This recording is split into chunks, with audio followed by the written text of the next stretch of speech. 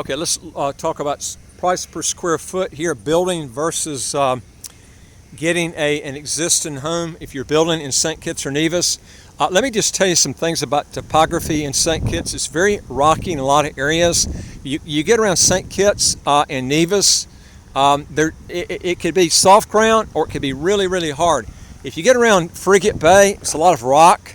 And so it's going to be more costly to build in Frigate Bay or Half Moon Bay because of the amount of rock you're going to have to chisel out, but also your views are a lot better too.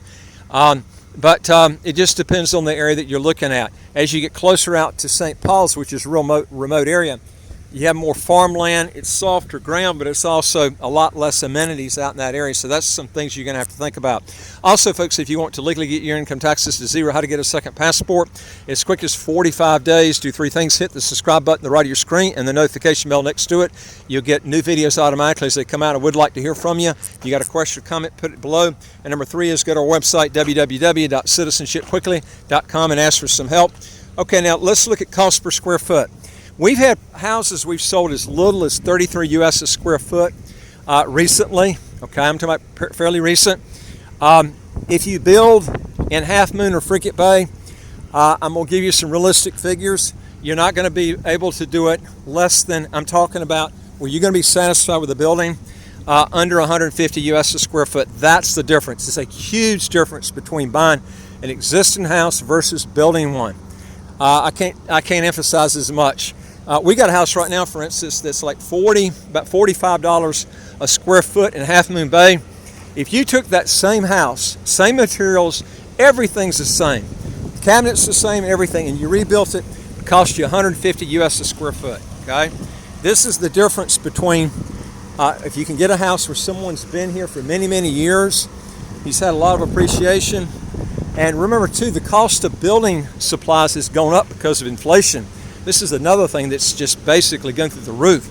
So you can get incredible deals with getting a resale versus building a new house, not including the headaches you got to go through trying to get a house built. Okay, that's a huge difference. 150 versus $44, $45 a square foot. Some cases we've sold on as low as 33 US a square foot. And this is in a country, folks, that has no income tax, no capital gains tax, no estate tax, no inheritance tax. A property tax is 0.20% of what you're purchasing, with a $29,600 US dollar exclusion before that 0.20% kicks in. Folks, do a comparison. It's going to be hard to find any places like that. You go to places like Bermuda, the Cayman Islands, even on a clear day, I can see St. Bart's way off here in a clear day. You're looking at it was $4 million for a quarter of an acre, just to give you an idea. This was not oceanfront. This was a lot that was up high, overlooking the ocean, up high. This was 10 years ago. $4 million for like 10,000 square feet of land. Okay, and we're looking at that price per square foot at $33 or $45 a square foot. You want to do a comparison on that where you're living, okay, is take the lot, okay, take it out, whatever it's appraised for, take your square footage of your house, and then if your house, let's say it's $500,000 and the lot is $100,000 of that $500,000, then take that $100,000 out, you got $400,000, and then take your square footage of your house, and you take your $400,000 divided by the square footage, and you'll get your cost per square foot. I don't think you're going to come out with $33 to $44 a square foot. That's what we've seen down here. Now, are their prices higher? Yeah, I mean, there are properties down here for over $1,000 a square foot. Okay, depends on the type of materials that you want, how fancy you want to get it. Okay, it just depends. Now, these are some things that you have to look at. Is what sort of quality marble, granite, countertops, whatever you want in there. Okay, I'm giving you the lowball figures on people have come in. They've gotten on deals on properties that are in St. Kitts. But I'm going to tell you, the reason they've gotten these deals is because of the coronavirus.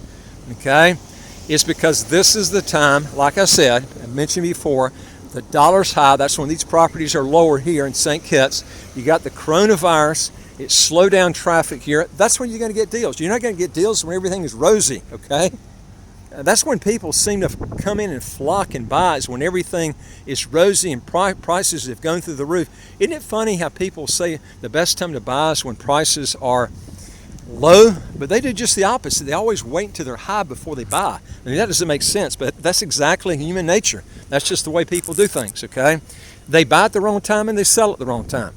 Okay, and I'll have people that will actually look at trends and they go, "Ooh, the prices hadn't done anything in years. I don't like that." Well, actually, you should like that, because that's the time to buy, when things are low. Okay, and right now we've been in a tied to emerging markets, and emerging markets has been down since 2007.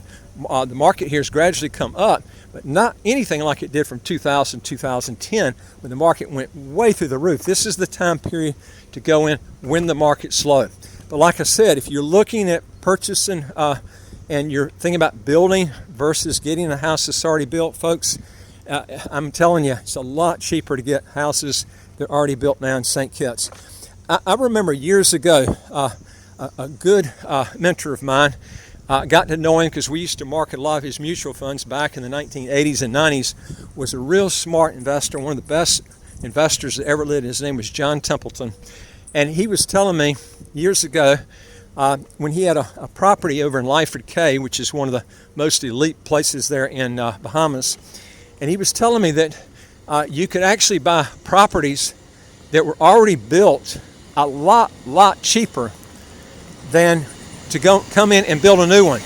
That's the opposite of what I'm telling you here. In other words, it was a lot cheaper to get one that was where you went in and built the property versus getting one that was already built. If it was already built, they wanted premium prices for it, which is the opposite here. And he was telling me that that's a good sign that the prices were way overpriced.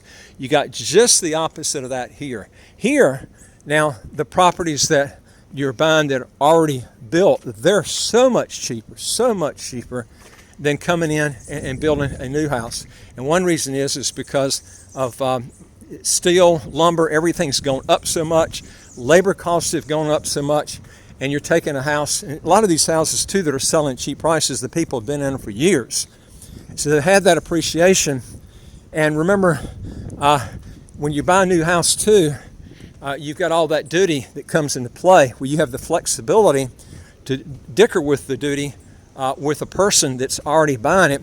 When you build a new house, you can't dicker with that because it's there. The building contractor is going to add that to the price. There's no way he can get around that. So that's the only way you can dicker with it, is when the house is already built and it's already up and totally finished. These are things you need to look at if you're getting a new house versus one that's already built. There's no comparison. I mean, we're looking at 4 times more per square foot on new houses getting them built versus ones that are already built. But these are some things that you really should be looking at. I see so many people that don't look at this, and it's just amazing the difference. Anyway, folks, if you want more on this, go to our website, www.citizenshipquickly.com. Hit the top bar that says apply with us, fill out the questions, hit that bottom bar that says send it to us. We deal with over 100 citizenship by investment, residency by investment countries all over the world. And I would like to hear from you. If you got a question or comment, put it below. And folks, we got over 600 YouTube videos. This is where you're going to get all these different tips on different countries. You'll get expertise on St. Kitts, trying to show you ways to cut back on your costs, your taxes, everything. You're not going to get this from your accountant where you're at in whatever country you're in. I know, because I tried for years and years and years to try to get good, competent advice on getting your taxes to zero. You won't get it from a tax person in your country. You got to go international. You got to think out of the box. You got to do things different. But folks, whatever you do, do it legally, okay? Don't try to cut corners. This is the key right here. If you're from a country like the U.S. and they're taxing you on your worldwide income, by keeping that citizenship, you're going to have to relinquish the citizenship to get around the high taxes. And if you're in a high tax country like any of the EU countries, Australia, any of these countries that tax based on worldwide income to residents, you're going to have to do whatever it takes to get out of that tax obligation legally. You're going to have to probably leave that country, be out of the country for a while. You might have to pay an exit tax to get out of that, but then you're free once you do that. But these are some things that you're going to have to take care of.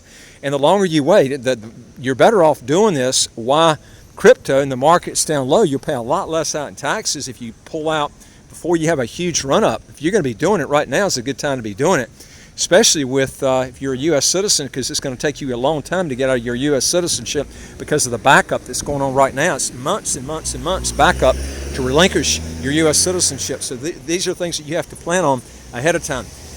If you got any more questions, folks, just shoot me in the comment section below. And again, I would like to hear from you if you got anything there that you got questions on. Be glad to help you anywhere I can. And folks, we got over 600 YouTube videos where you're going to pick up all these good tips. And again, go to our website, www.citizenshipquickly.com, and ask for help. Be glad to help you anywhere I can. I look forward to talking to you in the next video. Take care.